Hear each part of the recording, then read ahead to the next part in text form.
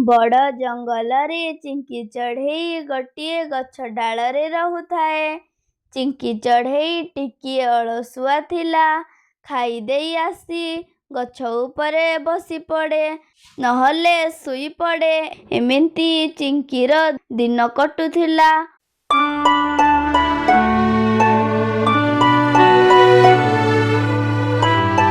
पक्षी मानकर अंडा देबा सीजन आसीगला। चिंकी चढ़ेई मध्य अंडा देबार थिला।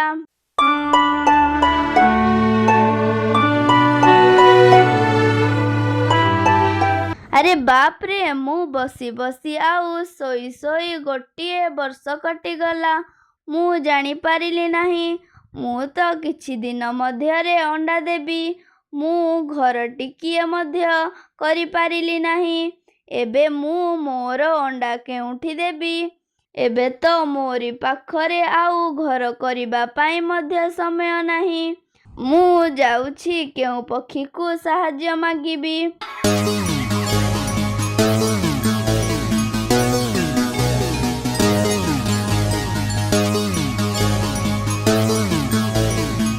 एमिति कही चिंकी चढ़ेई उड़िकी चली जाए।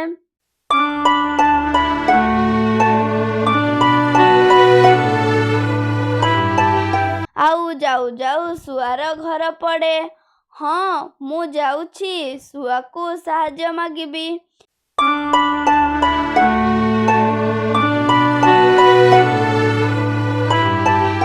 एमिति कही चिंकी चढ़ेई सुआ घर को चली जाए।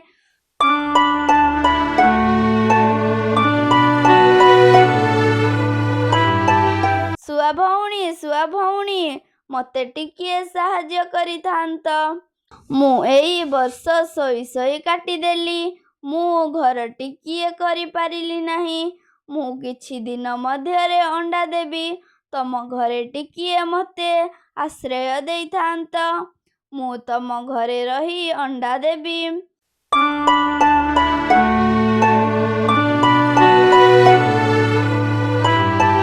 अरे चिंकी चढ़ेई रह रह टिके ब्रेक मार। अरे मु मध्य किछि दिन मध्यरे अंडा देबी। मु कौन मोर घर थाउ थाउ आउ काहाकू साहाय्य मागिबाकू जीबी? मु मोरी घरे तोते रहिबाकू देई पारिबी नाही।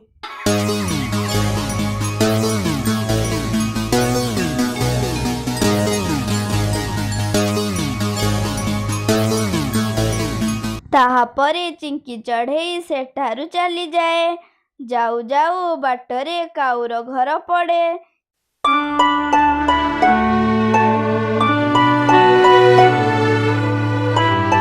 चिंकी चढ़ेई काऊ पाखकू चली जाए। काऊ भौणी मते टिकिए साहाय्य करिथांत। मु अंडा देबी, सेथिपाई तम घरे टिकिए रहिथांती। आउ तम घरे रही अंडा देइथांती।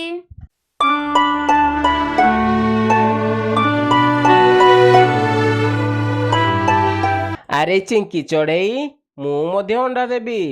मु एही छोट घरे मोर स्वामी सहित रहूची। तू एही घरे रहिले चलिबो, किंतु तोर पिला माने पुणी आसीबे। आउ मोर मध्य पिला हेबे। एही छोट घरे कोउठी जगह अछि जे तू रहिबू? तू गोटे काम कर, तू जा आउ काहाकू साहाय्य मागिबू।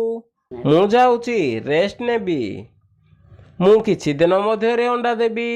एमिति कही काऊ तार घर भीतर को चली जाए।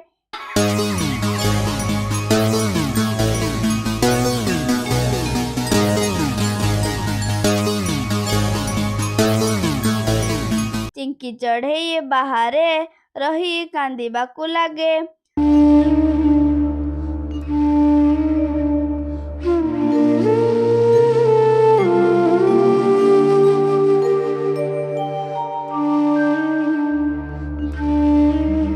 अरे मोर अलसुआ गुण पाई मोर छोट छोट पिला माने दुख पाइबे। एबे मु कौन करिबी? ताहापरे चिंकी चढ़ेई आउ किछि आगकू चली जाए। गोटिए बड़ बर गछरे गोटिए सागुणा घर करिकी रही थाए। ଚିଙ୍କି ଚଢ଼େଇ କାନ୍ଦି କାନ୍ଦି ସବୁ ଘଟଣା ଶାଗୁଣାକୁ କୁହେ।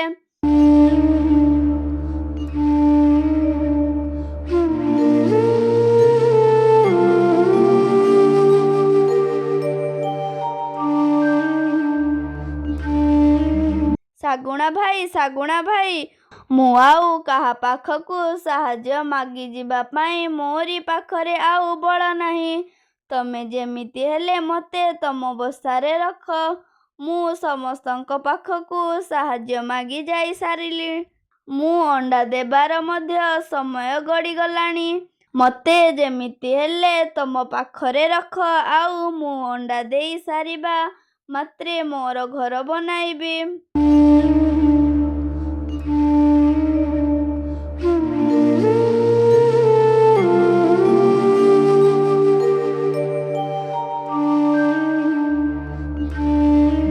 ଆରେ ଚିଙ୍କି, ତୋର ଦୁଃଖ ଶୁଣିକି ମୋତେ ମଧ୍ୟ କାନ୍ଦ ଲାଗୁଛି।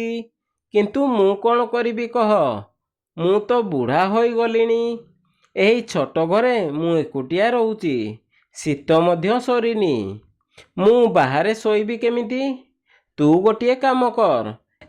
ସେଇ ପାଖରେ ଯେଉଁ ବସା ଦେଖୁଛୁ, ସେଇ ବସାଟି ଚିଲର। ଚିଲ କିଛି ଦିନ ହେବ ଅନ୍ୟ ଏକ ଜଙ୍ଗଲକୁ ଯାଇଛି। ସେ ଏବେ ଏଠାରେ ରହୁନି। ତୁ ଯଦି ଚାହିଁବୁ ତୁ ସେଠି ରହିପାରିବୁ। ଆଉ ହଁ, ଚିଲ ଯଦି କୋଉ ମୁହୂର୍ତ୍ତରେ ଆସିବ ତାହେଲେ କ'ଣ କରିବ? ଶାଗୁଣା ଭାଇ, ତମେ ତ ମୋରି ପାଖରେ ଅଛ। ଚିଲ ଆସିଲେ ଯାହା ହେବ ଦେଖାଯିବ। ମୁଁ ଯାଉଛି, ସେଠି ଅଣ୍ଡା ଦେଇଦେବି। ହଉ, ଠିକ୍ ଅଛି ଚିଙ୍କି ଚଢ଼େଇ, ମୁଁ ତୋରି ସାଥିରେ ଅଛି। ତୁ ଯା।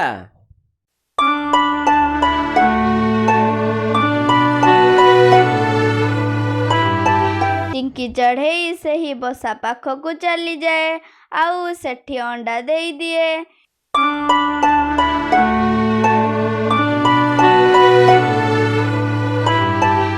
ଏମିତି କିଛି ଦିନ ବିତିଯାଏ। ଚିଙ୍କି ଚଢ଼େଇ ତାର ବସାରେ ବସିଥାଏ। ଚିଙ୍କି ଚଢ଼େଇକୁ ବହୁତ ଜୋରରେ ଶୋଷ ଲାଗେ। ସେ ଶାଗୁଣା ଆଡ଼କୁ ଦେଖେ, ହେଲେ ଶାଗୁଣା ସେଠାରେ ନଥାଏ। ଖାଦ୍ୟ ପାଇଁ ଯାଇଥାଏ। ଆରେ, ମୁଁ ଏବେ କ'ଣ କରିବି? ଶାଗୁଣା ଭାଇ ମଧ୍ୟ ଏଠାରେ ନାହାନ୍ତି। ଏପଟେ ମୋତେ ଜୋରରେ ଶୋଷ ଲାଗିଲାଣି।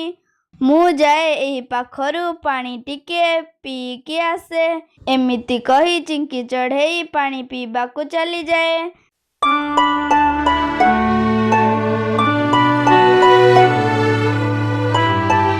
ସେତିକି ସମୟ ଭିତରେ ଚିଲ ସେଠାକୁ ଚାଲି ଆସେ।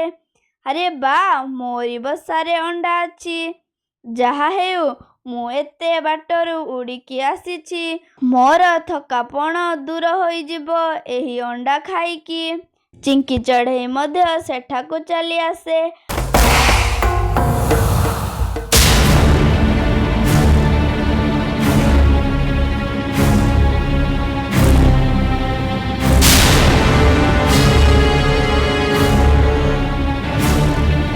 ଆରେ ଚିଲ ଭାଇ, ମୁଁ ତମ ବସାରେ ଅଣ୍ଡା ଦେଇଛି। ମୁଁ ଏବେ ମୋର ଅଣ୍ଡା ଧରିକି ଚାଲି ଯାଉଛି। ଆପଣ ଏଠାରେ ରୁହନ୍ତୁ। ଆରେ ଚିଙ୍କି ଚଢ଼େଇ, ତୁ ଏଠାରୁ ଯା। ଏଇ ଅଣ୍ଡା ଏବେ ମୋର। ମୁଁ ଏହି ଅଣ୍ଡାକୁ ଏବେ ଖାଇବି। ତାହାପରେ ଚିଙ୍କି ଚଢ଼େଇ ବହୁତ ଜୋରରେ କାନ୍ଦିବାକୁ ଲାଗେ। ସେଠାକୁ ଶାଗୁଣା ଚାଲି ଆସେ।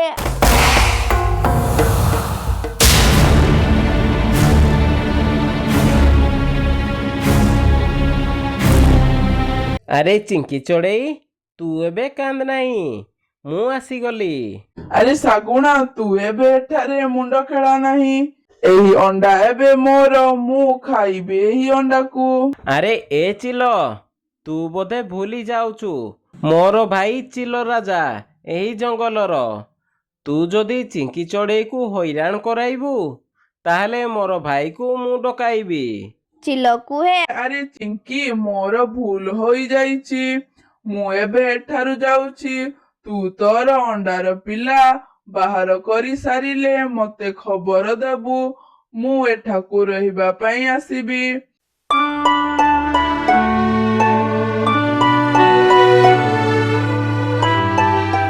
ତାହାପରେ ଚିଲ ସେଠାରୁ ଚାଲିଯାଏ। ଚିଙ୍କି ଚଢ଼େଇ ସେଠାରେ ଖୁସିରେ ରୁହେ।